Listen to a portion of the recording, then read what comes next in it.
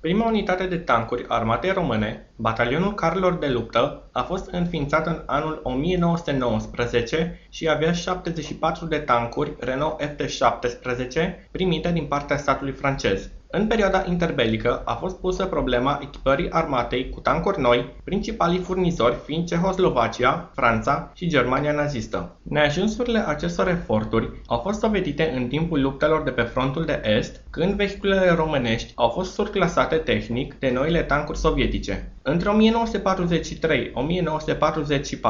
s-a realizat transformarea unor tancuri în distrugătoare de tancuri cu un oarecare succes. După ce România a trecut de partea aliaților în august 1944, armata sovietică a început să confiște vehicule ale armatei române, urmând un proces de dotare a diviziilor de blindate cu tancuri rusești, proces încheiat la începutul anilor 50. Printre cele mai notabile vehicule se află următoarele.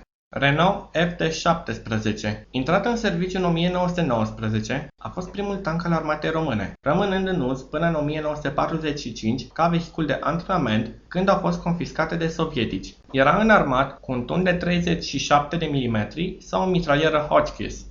T1, vehicul ușor de fabricație cehoslovacă sub numele AH-4, a fost folosit de diviziile de cavalerie românești drept vehicul de recunoaștere până la bătălia de la Stalingrad, atunci când regimentul a fost nimicit.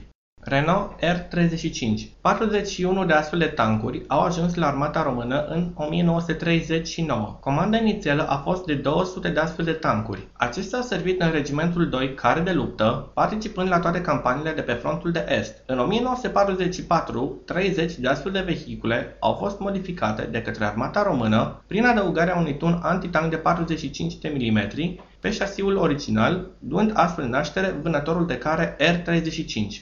R2, în Germania numit Panzer 35T.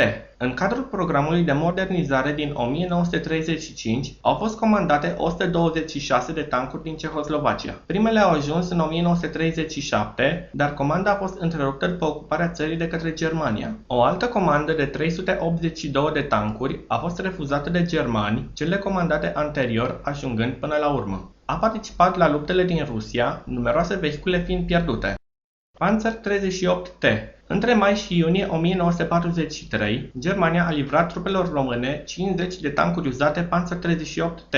Tancul a fost produs la uzinele cehe între 1939 și 1942 pentru armata germană, acesta devenind destul de comun printre trupele Wehrmachtului. Tancurile erau doar puțin superioare lui R2 și încă rămăseseră vulnerabile în fața tuturor tunurilor și puștilor antitank sovietice. Au fost folosite în bătăliile defensive din Kuban și Crimea. În august 1944 mai erau doar 9 tancuri operaționale care au participat la luptele din jurul Bucureștiului și de pe câmpurile petrolifere de lângă Ploiești. T3, cunoscut la germani ca Panzer III. 12 tancuri au fost livrate armatei române în toamna anului 1942. Acestea erau model N, vopsite special în culoarea kaki. Vehiculul avea un blindaj frontal de 70 de mm și era echipat cu un tun de 37, 50 sau 75 de mm în funcție de model. Tancurile au fost inscripționate atât cu crucea germană, cât și cu crucea regelui Mihai, pentru a evita confuzia în rândul armatelor. Tancurile T3 au fost pierdute în bătălia de la Stalingrad și Cotul Donului, cu excepția unui singur vehicul. T4, cunoscut ca Panzer IV. România a primit din Germania 138 de tancuri Panzer IV. Dintre acestea, 11 erau modelul G, livrate din Germania în septembrie-octombrie 1942, înaintea bătăliei de la Cotul Donului, iar restul de 127 erau modele H și J, livrate în intervalul noiembrie 1943-august 1944. Majoritatea blindatelor au fost pierdute în luptele de pe frontul de est, în primăvara și vara anului 1944. La sfârșitul războiului, doar 2 tancuri T4 mai erau funcționale, participând la parada militară din 23 august 1945. Unul dintre acestea poate fi văzut în prezent la Muzeul Militar Național din București.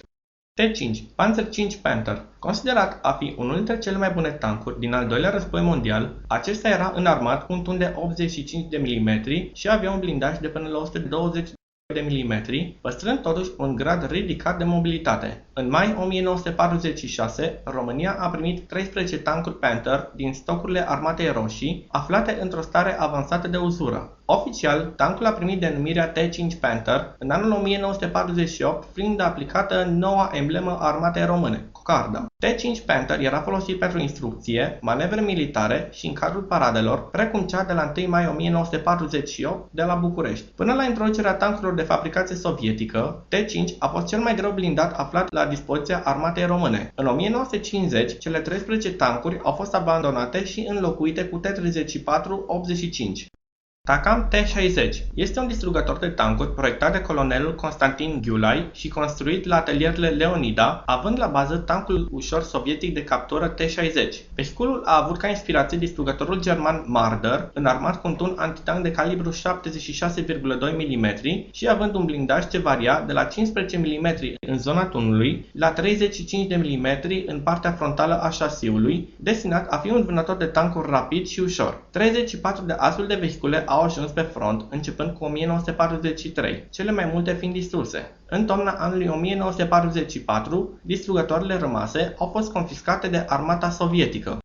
Takam R2. Acest distrugător de tancuri, construit pe șasiul tancului R2 și proiectat tot de colonelul Constantin Gyulai, a fost proiectat ca răspuns la adresa noilor tancuri sovietice T-34 și KV-1. Tancul a fost testat în toamna anului 1943, iar până în iunie 1944 au fost realizate 20 de astfel de vehicule, intrând în luptă în luna iulie. Ultimele 6 vehicule rămase au fost folosite în luptele din Ungaria și Austria, un singur exemplar supraviețuind până astăzi, expus acum la Muzeul Militar Național din București. Era înarmat cu un tun antitank de 76,2 mm, însă avea blindajul subțire de doar 10-25 de mm. În timpul testelor a fost remarcată dificultatea de a penetra blindajul unui T-34 pe distanțe mai mari de 500 de metri, scăzând precizia tunului, manevrarea acestuia fiind dificilă, precum și probleme la traversarea obstacolelor.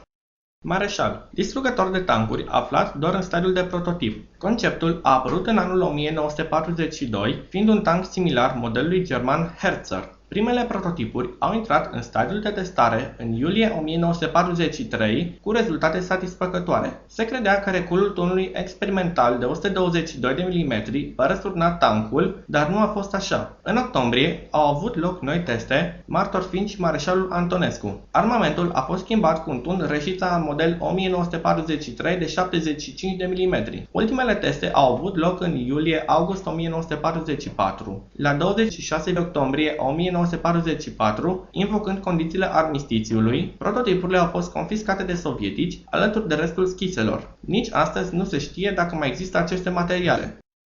Vânătorul de care R-35. După rezultatele dezastruoase ale bătăliei de la Stalingrad, s-au înaintat sugestii de modernizare a tancurilor Renault R-35 existente, fie prin înlocuirea turelei cu cea a tancului ușor sovietic T-26, fie prin înlocuirea tunului principal cu unul sovietic de 45 de mm.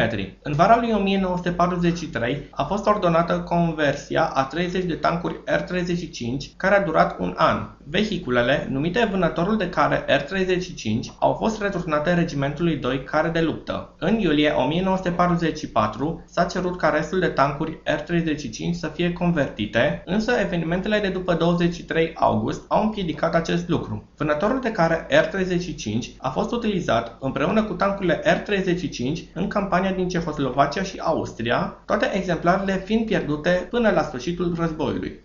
Jak Panzer IV. Cel puțin unul s-a aflat în dotarea armatei române după sfârșitul celui de-al doilea război mondial. Acesta provenea din stocurile de captură ale armatei roșii. Denumirea oficială a acestor vehicule era TAS T4, tun de asalt bazat pe tancul T4. Autotunurile germane au fost folosite până în anul 1950, când au fost înlocuite de autotunurile de fabricație sovietică Su-76, Su-100 și Isu-152.